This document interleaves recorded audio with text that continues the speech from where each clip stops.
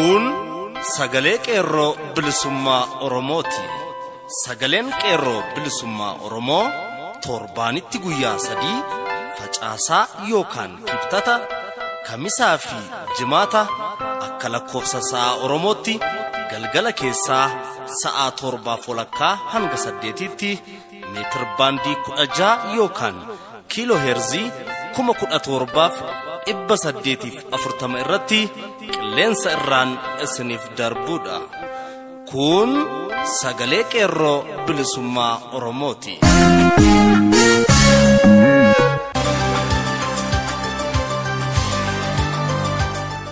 Fulbaana 27 bara 2016 harka fuune akkam jirtu kabajamoof jaallatamoo dhaggeeffattoota sagalee qeerroo bilisummaa Oromoo. Kun qophii sagalee qeerroo bilisummaa Oromoo kallattiin Oromiyaarraa isiniif darbudha.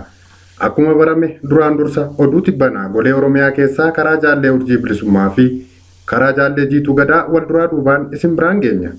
Itti aansuun qophii addaa mata dureen isaa qabsoon Oromoo adda bilisummaa Oromoon hoogganamu qabsoo hidhannoo fi qabsoo fincila xumura gabrummaati jedhu isin keessummeessaa kan isiniif dhiyeessu an Irbuu Sabaati. Walleen warraaqsaas qaama sagantaa keenyaati. Hanga xumura sagantaa keenyaatti nu waliin turaan affeerraa kooti. Amma kallattiin gara oduuttan isin dabarsa. Qeerroon sabboontonni artistoonni magaalaa Finfinnee keessa jiran artistoota jalaa adeemtuu wayyaanii OPDO waliin ta'anii shubbisan balaaleffatan.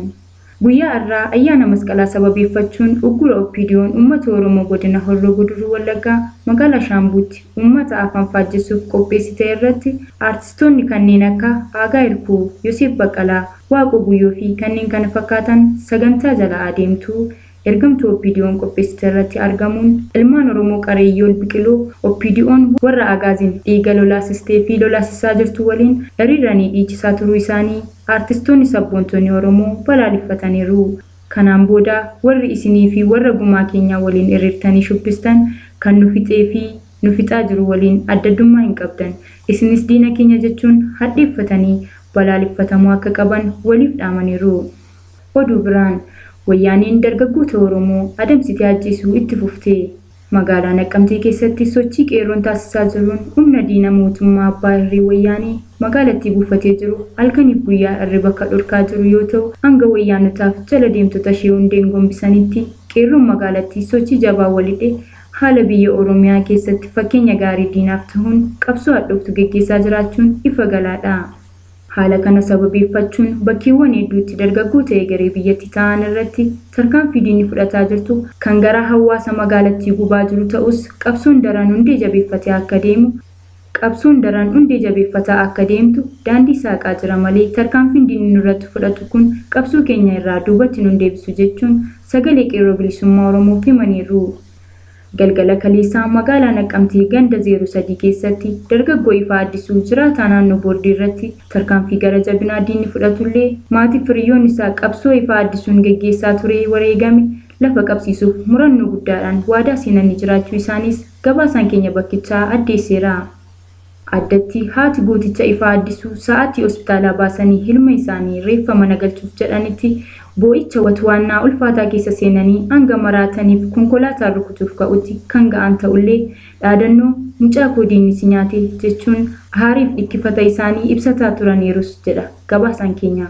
Du'a dargaggoo qabsoo qeerroon gaggeeffamaa ture keessatti jabeenya guddaan qabsaa'aa wareegame irratti uummata magaalattii aarii guddaa keessa seensisee jira. Kanas waan irra ga'uuf jedhanii qabu. Haala isaa hordofee qeerroon leeqaa gurra uummataan akka ga'u abdiin eegganna. Sagaleen qeerroo bilisummaa Oromoos ifaan qabsaa'ota kalee waliin nuufaa jannatu jecha maatiif jaallan isaaf jajjabina hawwaa. Oduu biraan godina Baalee aanaa Sawweenaa magaalaa Miiccataa keessatti halkan kaleessaa poolisoonni Oromiyaa fi uummanni walitti bu'uudhaan poolisoonni 4 tarkaanfii uummataatiin miidhamuun hospitaala Sawweenaatti yaalamaa kan jiran yoo ta'u guyyaa har'aallee hanga galgala kanaatti magaalattiin jeeqama guddaa keessa jirti jechuun qeerroon aanaa Sawweenaa sagalee qeerroo bilisummaa Oromoof gabaaseera. Bifuma wal fakkaatuun godina Arsii lixaatti wayyaaniin maqaa jaarsummaatiin uummata dararuuf sossobbii eegalteetti jedhu. Kaabinoonni mootummaa aanaa shaallaa keessa deemanii dargaggoota hidhannoo hidhatan hidhannoo haa hiikkatan. Hidhannoo isaanii yoo hiikkatanii mootummaaf deebisan mata mataan qarshii 100 hin kaffallaaf jechuun maanguddoota walitti qabdee itti watwaataa akka jirtu qeerroo naannichaan saaxilame. Adda durummaan namni jaarsummaa tanaaf olii gadi fiigaa jiru kaabinee aanaa kan ta'e maqaan isaa Kadir Suufiyoo jedhamu ta'uun dhaga'amee jira. Qeerroon naannichaas namicha ergamtuu OPDO wayyaanii kanaaf hojii diinummaa kee kana irraa of qusadhu yoo diddee itti fufte waan mataa keerraaf maatii keerra ga'uuf itti gaafatamaan suma mataa kee ta'uu beekadhu jechuun akeekkachiisa isa xumuraa keessa deebii hin qabne itti kennaniiru. Gartuun ergamtuu TPLF EPRDF OPDO sagantaa haaromsaa jedhuun waltajjii irra akka jirtu beekamaadha. Gooftoliin ishee warri TPLF Maqaleetti waltajjii kana taa'aa yeroo jirtu Bi'aadeen kan jedhamtu bixxilleen TPLF Amaara keessa jirtu jalaa diddee jiraachuunis beekameera. Haa ta'u malee Bi'aadeen kan magaalota Oromiyaa keessa jiru magaalaa Finfinnee, magaalaa Dirree Dawaa, magaalaa Adaamaa, magaalaa Bishooftuu fi Jimmaa keessa jirantu waltajjii haaromsaa kana adeemsisaa jira. Kun waan tokko nu agarsiisa jedha qeerroon tokko. Innis amma illee akka itti magaalota Oromiyaa keessaa Oromoo baasanii saboota biroo fi murna Amaaraa aangessan irratti hojjetamaa akka jiru hubachuun nama hin dhibu jechuun hadheeffatee dubbata. Gama gartuu ergamtuu TPLF OPDOtiin ijoo nageenya amansiisaa fi olaantummaa seeraa jedhuunis ofumatti dhaadataa jiran.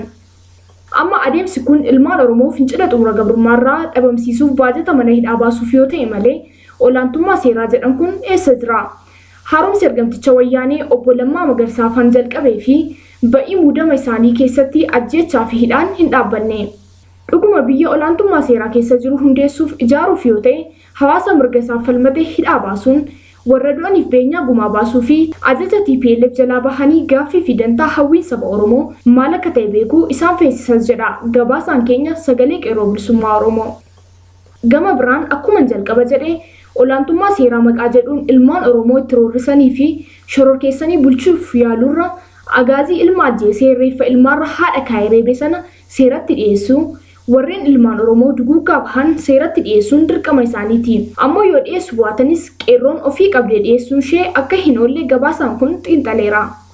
Oduu biraan qeerroon barattoonni Oromoo bara kana barnootatti deebi'uuf jedhan daran diddaa isaanii mootummaa abbaa irreetti akka agarsiisan waliif dhaaman.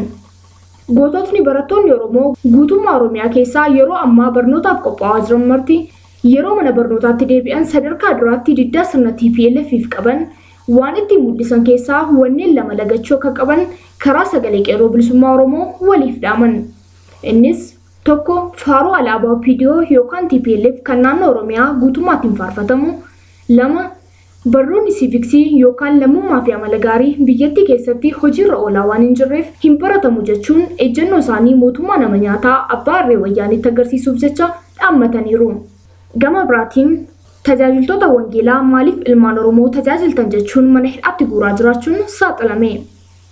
Warraaqsa biyyoolessaa baatii 11 oliif akka abidda saafaa finiinaa tureen kan rifate mootummaa garboonfataa murna bica wayyaanee aangoo isaatti fayyadamuun ilmaan Oromoo sabboontota ta'anii fi tajaajiltoota wangeelaa maaliif uummataaf kadhattu jechuun magaalaa Naqamtee keessaa jumlaan mana adabaatti guuraa jiraachuun barame.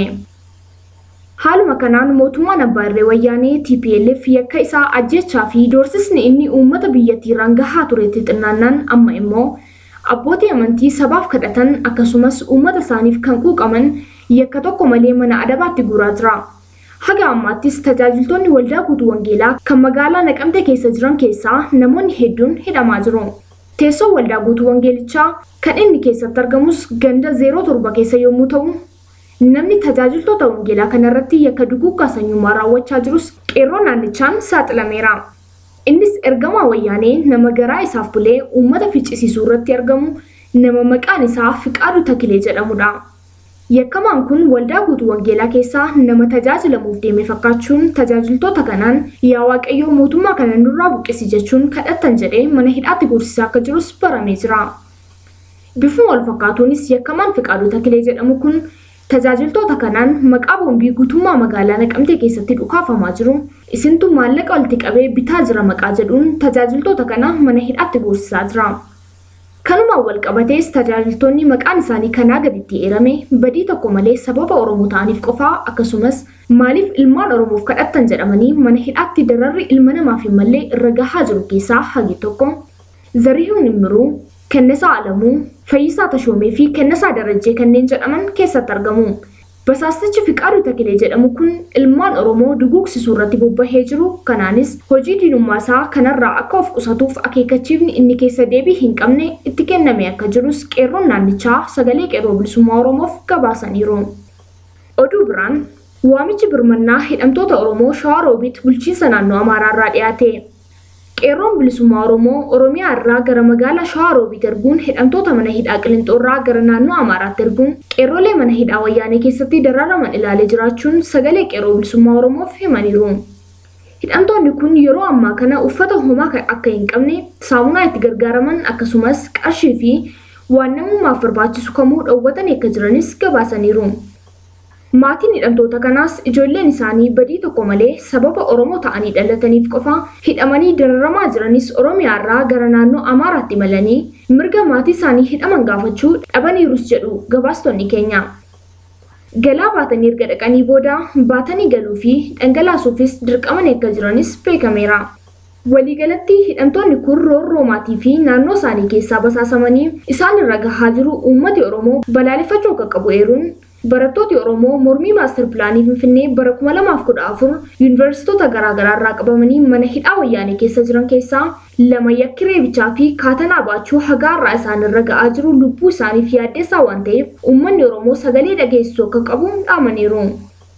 Barattoonni miidhaan reebichaa hamaan irra ga'aa jiru Mo'iboon Baqqalaa Garbaa, Bilisummaa Daammanaa, Siyyuun Bokkuu, Irree Waaqoo fi kanneen biroo yeroo ta'an walumaa galatti odeessi mana hidhaa baatuu yookaan zuwaa irraa dhufe akka ibsuttis ilmaan Oromoo roorroo fi cunqursaa sirna alagaa hamaa keessa akka jiran qeerroon mana hidhaa Wayyaanee irraa adeeme ilaalee ifoomseera. Dhuma irratti hiriirri mormii Wayyaaneen qabsoo Oromoo fi Amaaraa akka balaaleffatamuuf magaalaa Waraabeetti taasisuuf karoorfatte jalaa fashalaa'e. Mootummaan Wayyaanee qabsoo cimaa hawaasni Oromoo fi Amaaraa taasisaa jirutti muddama keessa seenuun hiriirri mormii isheen naannoo kibbaa godina Silxee magaalaa Waraabeetti guyyaa dheengaddaa jechuun fulbaana 25 bara 2016 akka gaggeeffamuuf karoorfattee diddaa uummataatiin akka fashalaa'e maddeen gabaasaniiru.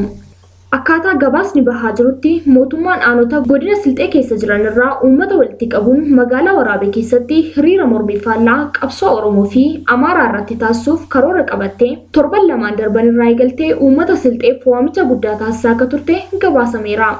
Haa ta'u malee uummanni Silxee nuti saboota qabsoo cimaa gaggeessaa jiran keessumaayyuu saboota Oromoo fi Amaaraa waliin wal kabajnee fi jaalalaan jiraachaa jirra waan ta'eef shirri saboota biroo waliin walitti nu buusuuf wixiname fashalaa'uu qaba jechuun keessa keessaan sochii cimaa taasisaniin mormii Wayyaaneen uummata nagaa walitti buusuuf wixinnatte jalaa fashalaa'eera. Oduun keenya sagalee qeerroo bilisummaa Oromoo guyyaa har'aaf jenne kanumaa qophiilee keenyaafan waliin turtii gaarii.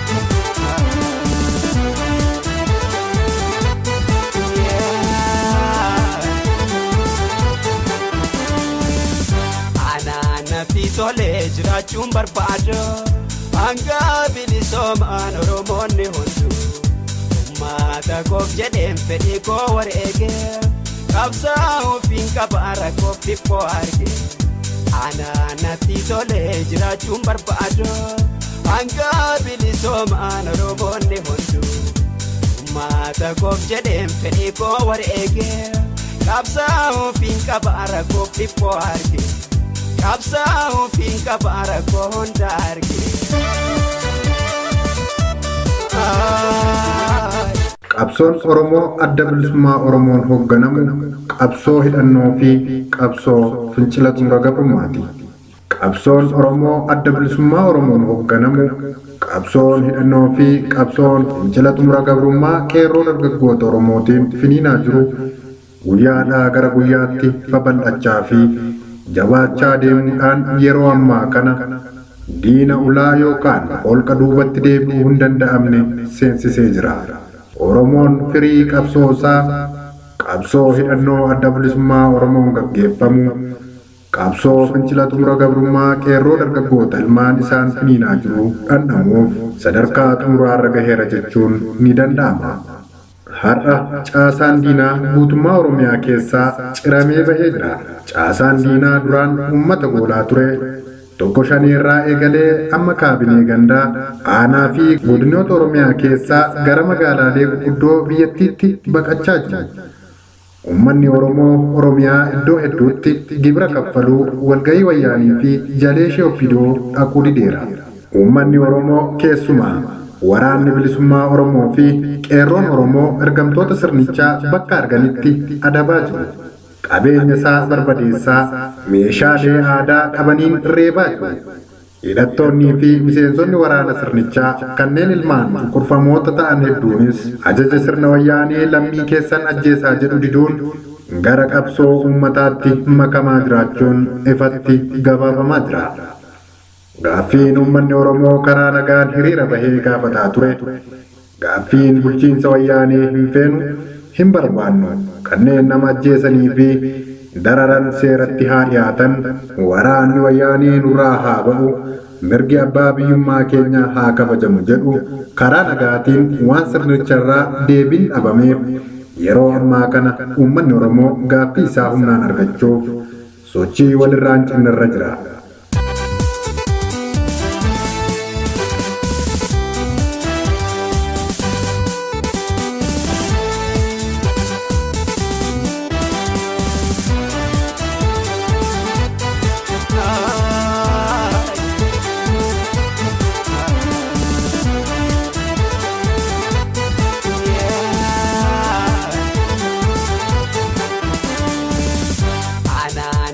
Tolee jiraachuun barbaada hanga bilisoomaan Oromoonni hunduu uummata koof jedheen fedhii koo wareege qabsaa'uuf hin qaba rakkoof dhiphoo arge anaanatti tolee jiraachuun barbaada hanga bilisoomaan Oromoonni hunduu uummata koof jedheen fedhii koo wareege qabsaa'uuf hin qaba rakkoof dhiphoo arge.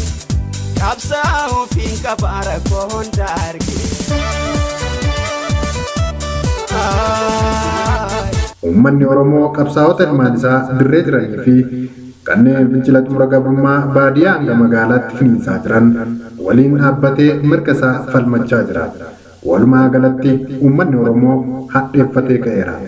Kan gurraa fi ija qabu maraaf qabsoo uummata Oromoo sobaa fi sossobbaan kamuu dararaa fi ajjechaan kamuu sadarkaa isa duubatti hin deebifnerra gahee jira. Oromoon nagahee jedheera.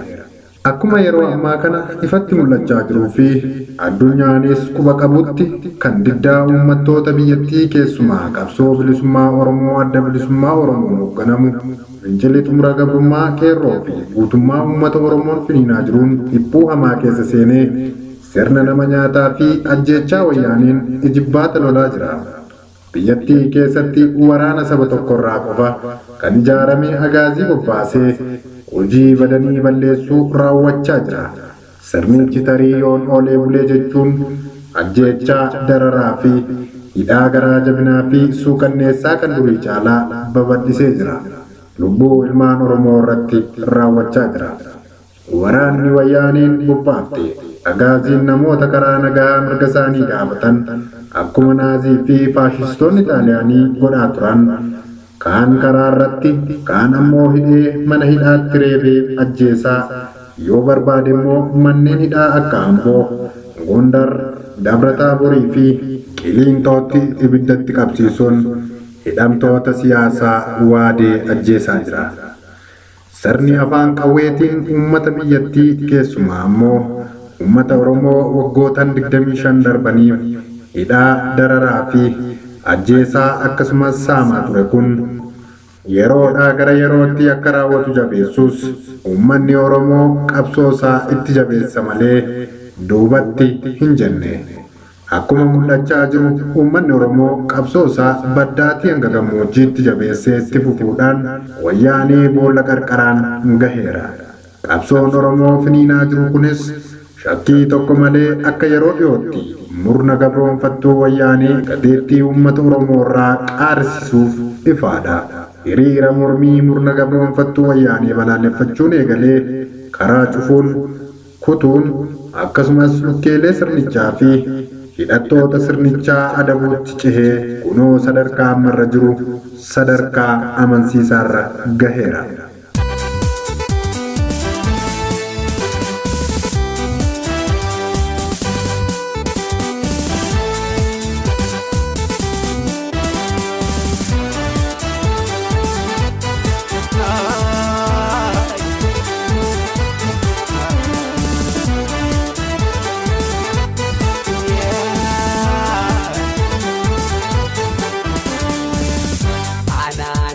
Tolee jiraachuun barbaada hanga bilisoomaan Oromoonni hunduu uummata koof jedheen fedhii koo wareegee qabsaa'uuf hin qaba rakkoof dhiphoo argee anaanatti tolee jiraachuun barbaada hanga bilisoomaan Oromoonni hunduu uummata koof jedheen fedhii koo wareegee qabsaa'uuf hin qaba rakkoof dhiphoo argee qabsaa'uuf hin qaba rakkoo hunda argee.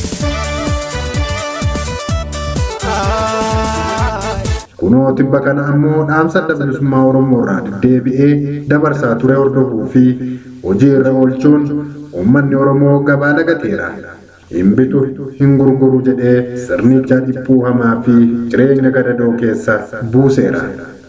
Gibras hin kaffalu jedhee iddoo hedduutti irraa kuteera. Konkolaattonni sirnichaa keessumaa kanneen akka Salaambaas har'a Oromiyaa keessa hin socho'ani. Artistoonni Oromoo hedduun sagantaa muuziqaa yookaan konsartii bari'uu birraan wal qabatee qopheessuuf waliigaltee adda addaa dhaabota adda addaa waliin taasisan osoo uummanni keenya dhumaa jiru dhiiga uummata keenyaa irratti hin sirbinu jedhanii waliigaltee isaanii haqaniiru. Atileetonni Oromoo faana gooticha atileet Fayyisaa Leellisaa hordofanis jibba mootummaa wayyaaniif qabanii fi deeggarsa qabsoo Oromoof qaban waltajjiilee ispoortii injifatanii galan hedduu irratti agarsiisuun itti fufaniiru. Iddoo hundattuu wayyaaneen qilee bu'aa qabsoon Oromoo ammoo firii horachaa jira.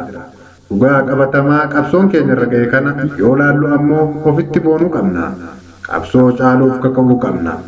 Firii qabsoo keenyaan mul'achaa jiru kana caalaatti dhugoomsinee akka uummanni keenya argee dhandhamuuf qabsoo eegalle qabsoo hidhannoo fincila xumura gabrummaa gama hundaanuu jabeessinee itti fufuun dubbii fardii fi dirqama lammummaati. Barreessaa barruu kanaa qalamni kee hin bu'inii siin jenna. Horaa bulaa.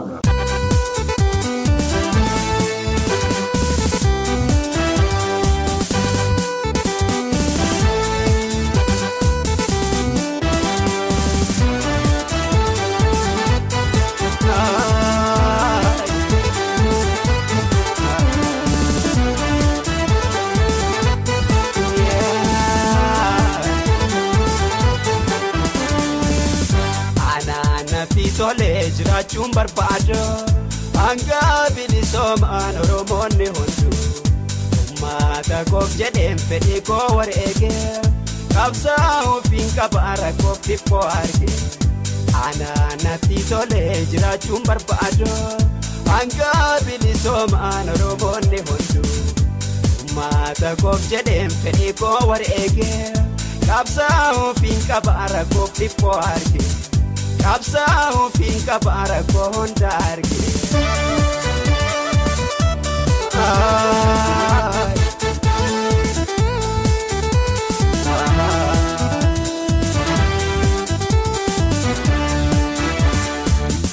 Jiruu gabrummaatiin turree bara dheeraa hanga har'aatillee kunoo jala jirra. Rakkoo mata kiyyaa hubadhee argeera. Jireenya koo dhiisee hidhadhee ka'eera. Jiraachuun dadhabnee akka nam tokkootti kananii jiruu koo dhiisee of cinaatti qabsaa'uuf hin qaba uummata Oromooti. Qabsoon dirqama kiyyaa hanga xumuraatti qabsoon dirqama kiyyaa hanga xumuraatti.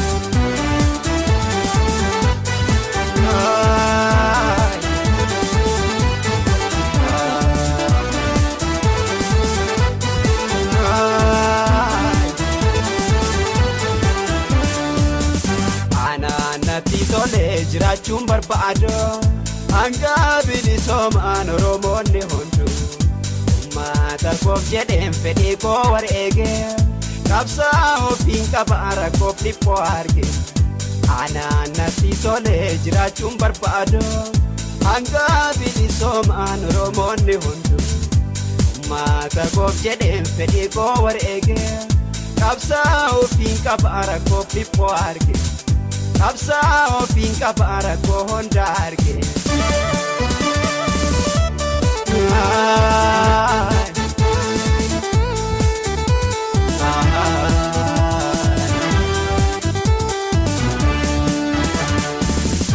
Otoo sabni kan koo gabrummaan jiraatu gammadee jiraachuu lubbuun koo nan feetu Oromiyaa biyyi koo hanga bilisoomtu Anaafi kan qabu jireenyi koo martu Ijjeeffatee taa'ee jireenya dhuunfaa koo jiraachuun danda'a akka nama tokko sabni koo Oromoon osoo booyuu rakkoo anaan natti hin tolu arguun feetu ijji koo anaan natti hin tolu arguun feetu ijji koo.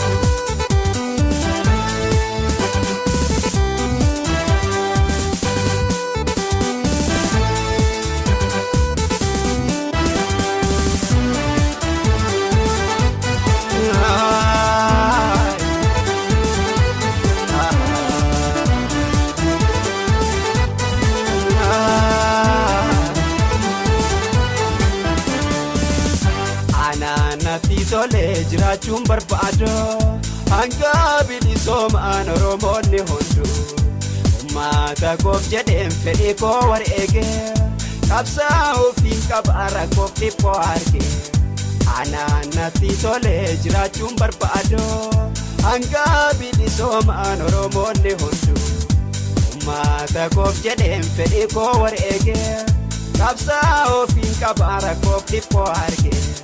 Qabsaa ofiin qaba rakkoo hunda arge.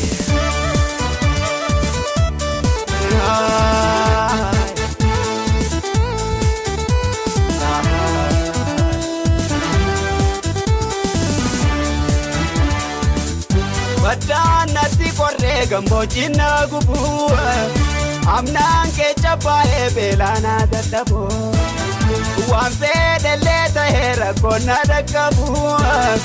Gabrummaa saba koo taa'ee laaloon qabu namni osoo beekiin eessaa yoo dhalata afaan haadhaa irraa eenyummaa barata dhalatee guddatee ollaaf ganda beene saba isaatiif yaada ofiin bira darbe saba isaatiif yaada rakkoo saba arge saba isaatiif yaada ofiin bira darbe. Egaan sagantaa keenya guyyaa har'aaf jenne kanumaan goolabna. Turtiin waliin gootaniif galanni keessan bilisummaa haa ta'u isiniin jechaa sagantaa biraan hanga wal agarrutti nagaan nuuf tura. Injifannoo uummata Oromoof gadaan gadaa bilisummaati.